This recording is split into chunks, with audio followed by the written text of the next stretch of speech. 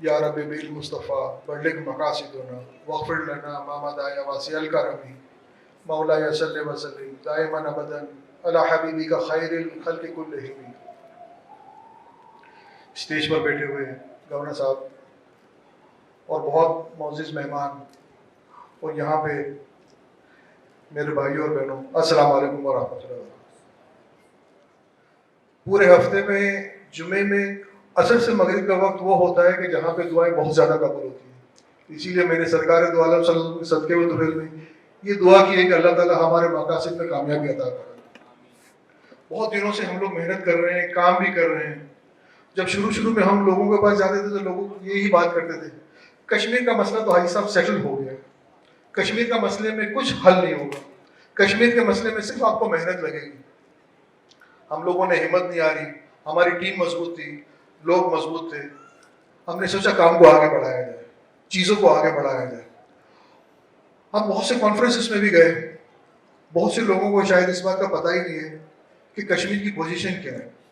جو 1947 اور 48 میں جو اگریمنٹس ہوئی تھی وہ بہت سے لوگوں کو پتہ ہی نہیں ہے۔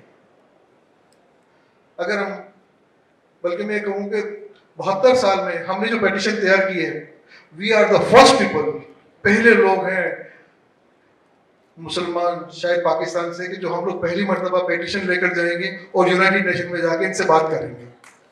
آج تک کسی نے جمع ہی نہیں کرا ہے۔ جب تم کوئی بات ہی نہیں اٹھاؤ گے تو کون بات تمہاری سنے گا اور کیوں سنے گا؟ ہمیں اپنے لوگوں کے لیے اور خاص کر کے انسانیت کے لیے کام کرنا پڑے گا۔ کچھ دنوں پہلے میں قرآن شریف پڑھا تھا تو ترجمے میں لکھا ہوا تھا، اللہ تعالیٰ نے فرشتوں کو بلایا اور اسے کہا کہ میں انسان بنانا چاہ رہا ہوں۔ فرشتوں نے کہا یا رب یہ تو بہت جھگڑے کرے گا، بہت فساد کرے گا۔ میرے رب نے فرمایا جو میں جانتا ہوں وہ تم نہیں جانتے۔ تو میرے رب نے انسان کو بڑے مان سے بنایا ہے، انسان کا مقام بہت اوپر ہے۔ پھر ایک وقت آیا کہ فرشتوں کو کہا کہ اس انسان کو سجدہ کرو۔ فرشتوں نے اللہ تعالیٰ کے حکم پہ سجدہ کیا۔ شیطان کو جب بلایا کہ سجدہ کرو تو اس نے منع کر دیا، بولا نہیں۔ تو بولا تجھے کس چیز نے روکا ہے؟ بولا میں آگ سے بنا ہوا ہوں اور یہ مٹی سے بنا ہوا، مٹی کے بنے ہوئے کو میں سجدہ کروں؟ حکم تو اللہ تعالیٰ کا تھا۔ اللہ تعالیٰ نے کہا شیطان کو تو کافر ہے، نکل جاؤ وہاں سے۔ میں نے یہ بات صرف اس لیے سنائی کہ اس وقت ہمارا جھگڑا مودی سے نہیں ہے، اس وقت ہمارا جھگڑا کسی ایک انسان سے یا کسی ایک گورنمنٹ سے نہیں ہے، ہمارا ڈائریکٹ جھگڑا شیطان سے ہے۔ اگر اللہ تعالیٰ کو مانتے ہو تو شیطان سے جھگڑا کرنے کے لیے کھڑے ہو جاؤ، تیار ہو جاؤ، چاہے کوئی بھی وقت آ جائے۔ اللہ تعالیٰ کے کرم سے کہتا ہوں میں تو تیار ہوں، کیسا بھی جھگڑا ہے، کیسا بھی مسئلہ ہے، انشاءاللہ تعالیٰ کشمیر کو آزاد کرائیں گے۔ اور کشمیر ہماری جان ہے، مسلمان ہماری شان ہے، ہمارے سروں کے تاج ہے۔ ہم لوگ تو مسلمانوں کے نوکر ہیں، جس طرح ہم پاکستان کے نوکر ہیں اسی طرح ہم مسلمانوں کے بھی نوکر ہیں۔ اور ہم لوگ انشاءاللہ تعالیٰ ایک وقت آپ دیکھیں گے کہ انشاءاللہ تعالیٰ کچھ نہ کچھ تو رزلٹ لے کر آئیں گے۔ اتنی محنت کر رہے ہیں، اللہ نے چاہا تو انشاءاللہ تعالیٰ ہمارا کام ہے محنت کرنا، رزلٹ دینا اللہ تعالیٰ کے کرم سے انشاءاللہ تعالیٰ رزلٹ اچھا ہی آئے گا۔ برہانی کا اسٹوری صحیح معنوں میں پڑھے، بیچارہ اکیلا بندہ اتنے سارے فوجیوں میں کیا کر سکتے؟ مجھے یہ بتا، 8 لاکھ فوجی اور ہر ایک فوجی ہتھیاروں سے لبریز، کیا کرے گا یہ بندہ؟ اپنے بہنوں کی عزت بچائے گا، اپنے گھر کی عزت بچائے گا، غیرت کے ساتھ زندہ رہے گا، کیسے رہے گا؟ لیکن اللہ تعالیٰ کے کرم سے ہم لوگوں پہ یہ مسئلے نہیں ہیں۔ ہم لوگ اگر جائیں گے بھی تو انشاءاللہ اگر شہادت بھی ہو تو سینہ تان کے جائیں گے انشاءاللہ تعالیٰ، ہمیں کسی چیز کا ڈر نہیں، لیکن انشاءاللہ تعالیٰ کشمیر کا کوئی نہ کوئی کنارہ لے کر آئیں گے۔ آپ لوگ صرف اتنا ساتھ دے دو کہ جو ہم نے پیٹیشن داخل کی ہے یا جو ہم پیٹیشن آپ کو جمع کرا رہے ہیں صرف اس پہ سگنیچر کر دو۔